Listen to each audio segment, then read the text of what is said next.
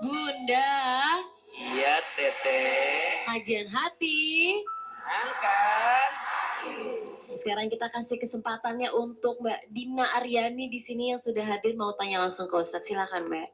Assalamualaikum warahmatullahi wabarakatuh. Waalaikumsalam warahmatullahi wabarakatuh. Perkenalkan Ustadz, saya Dina. Saya ingin berbagi kisah hidup saya yang sampai hari ini penuh perjuangan, doa dan harapan.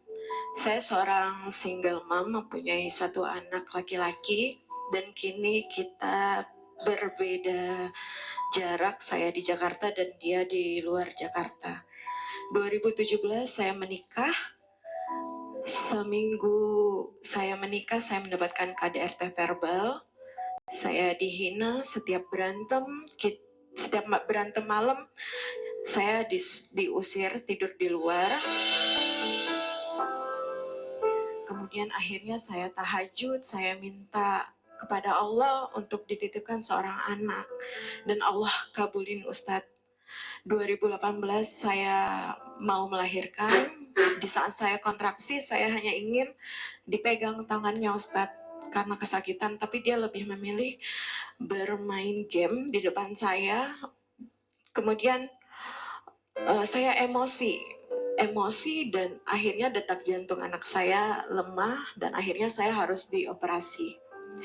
Kemudian di 2020 pertama kalinya saya mendapatkan kekerasan fisik Ustadz. Kita COVID dan harus kerja dari rumah. Dia nggak suka saya bertumbuh, berkembang. Saya seorang akunting dulu, dan saya lembur sampai jam 12 malam. Dia nggak suka, dia kepala saya Ustadz. Dan saya selalu mendapat perlakuan seperti itu. Jadi semuanya sudah pernah saya terima. Dan di 2018 saya bekerja, saya menghidupi diri saya, menghidupi anak saya. Dan puncaknya itu di tahun 2022, Ustadz, kita berantem, dia hidung saya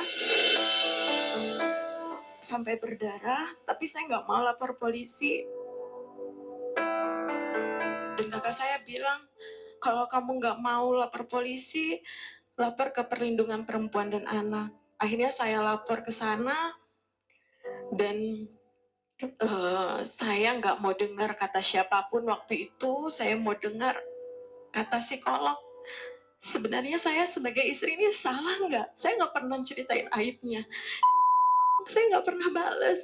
Saya ikhlas untuk menafkahi semuanya dan tinggal dengan mertua Ustadz. Saya yang provide semua Ustadz. Saya bilang ke mamanya, Mama, biarkan anak Mama nyelesain masalahnya sendiri. Jangan Mama ikut masuk. Saya cuma bilang gitu. Kemudian saya ditalak 1. Saya ungkapkan semua kekesalan saya sebelum saya pergi dari rumah Ustadz. Akhirnya saya pergi dari rumah. Kemudian mamanya mengajak saya lagi, ayo Din pulang. Jangan cerai, kasihan anak gitu. Dan akhirnya Ustadz, di tahun 2023 itu kita pisah rumah. Anak saya bilang ke saya bahwa Papa udah punya pacar, Ma. Kok kamu tahu? Iya, karena Papa manggil sayang gitu Ustadz. Akhirnya saya nelfon hubungi suami saya saat itu. Saya bilang kita cerai aja karena saya mau ngelanjutin hidup saya dan kamu harus ngelanjutin hidup kamu. Tapi ternyata dia pakai pengacara yang dibantu oleh mamanya juga. Mereka bertiga dan saya sendiri. Saya digugat sebagai istri yang tidak patuh pada suami. Karena nggak sesuai dengan faktanya, akhirnya saya gugat balik Ustadz. Saya gugat balik, alhamdulillah hakim memutusin bahwa saya terbukti bukan istri yang tidak taat pada suami. Kemudian hak asuh di saya, dan tapi karena saya bekerja Ustadz, saya nggak bisa jaga anak saya. Jadi di weekday di dia, di suami, weekend di saya. Tapi karena suami selalu bilang, kenapa sih anak ini di sini terus? Kan hak asuh di kamu. Akhirnya saya mutusin untuk anak saya diasuh oleh ibu saya di luar Jakarta. Dan bapaknya nggak setuju. Anak saya udah setahun di sana, bapaknya menanyakan kapan anak ini di sini di Jakarta. Saya tanya pada beliau, kalau dia di Jakarta, siapa yang nafkahin dia? Saya atau mama kamu? Saya tanya itu, tapi dia nggak jawab juga, Ustadz. Yang ingin saya tanyakan, Ustadz, untuk kehidupan saya selanjutnya, Ustadz, bagaimana dalam Islam kedudukan wanita sebagai tulang punggung keluarga? Kemudian, apakah saya salah sebagai ibu? Kemarin saya menginginkan anak saya, tapi sekarang saya titipkan anak saya ke ibu saya untuk kehidupan kami berdua yang lebih baik. Itu aja Ustadz, terima kasih. Wassalamualaikum warahmatullahi wabarakatuh. Bunda, beliau bertanya, bagaimana kedudukan perempuan di dalam Islam? Perempuan itu adalah sosok yang mulia dan dimuliakan.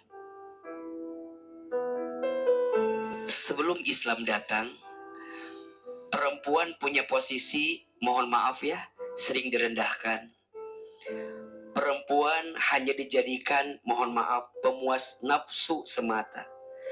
Tapi saat Islam datang, perempuan itu mulia dan dimuliakan. Islam sangat menjaga harkat martabat perempuan. Bahkan di Quran ada surat yang langsung Allah sebutkan makna nama suratnya adalah perempuan. Apa itu? An-Nisa.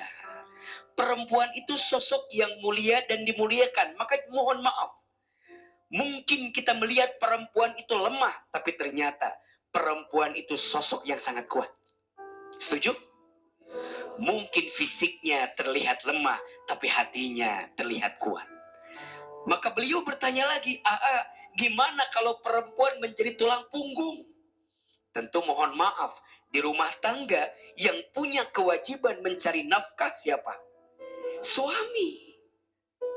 Tapi kalaupun istri mau bekerja, hitungannya bukan kewajiban, tapi hitungannya membantu rumah tangga tersebut. Dan kalaupun ada kebaikan yang diberikan, hitungannya sedekah. Pertanyaannya, boleh nggak istri bekerja? Tergantung, ada syaratnya. Kata para ulama, disebutkan setidaknya ada 3 syarat seorang istri boleh bekerja.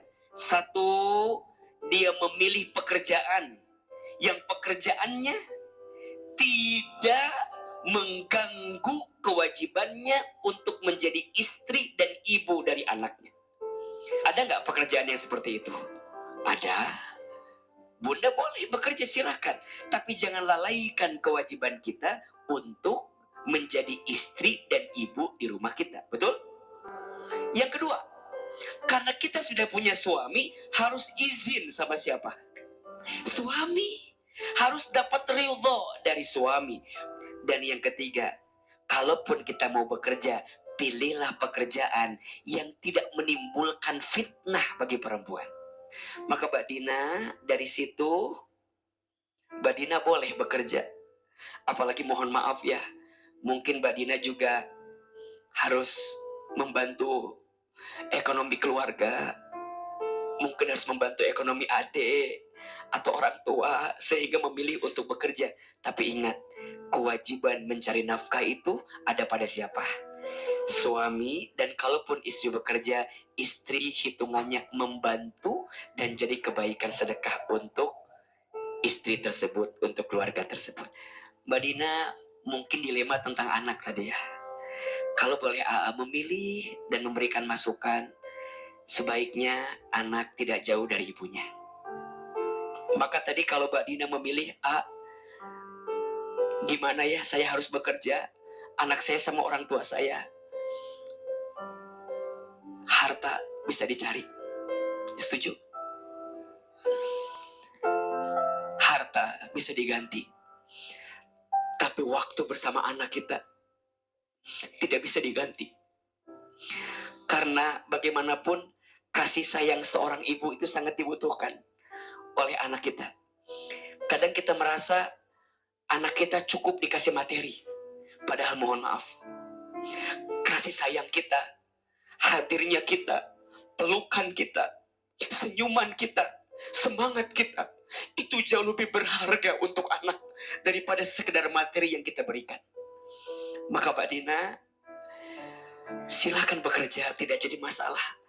Tapi izin, jangan sampai melepaskan anakmu. Titip salam buat anak, titip salam buat keluarga besar. Semoga setelah ini bisa lebih tenang dan bisa menemukan jawaban dari semua yang pernah digelisahkan. Amin ya robbal alamin. Waktu awal 2018 pas melahirkan itu, saya yakin hubungan ini tuh nggak bakal lama, tapi saya tetap bertahan. Saya hanya menjalani aja. Tapi karena ada KDRT fisik, terus sikapnya yang nggak pernah membela saya, akhirnya saya yakin ini pasti cerai gitu. Saya nggak menyesal menikah karena ada anak. Kalau saya nggak menikah dan perjalanan saya sampai hari ini, kalau saya menyesal, mungkin saya nggak ada di sini hari ini. Tapi karena anak, saya bersyukur banget punya anak yang soleh banget, yang sayang banget sama saya, yang butuh saya. Mungkin kalau nggak ada mereka, nggak ada dia, saya nggak tahu jalan kehidupan saya seperti apa. Tapi saya nggak pernah menyesal sih. Saya lega, saya bisa memulai kehidupan saya yang baru terkait wanita sebagai tulang punggung, terkait anak saya. Jadi saya bisa mengambil pelajaran dari kajian hari ini.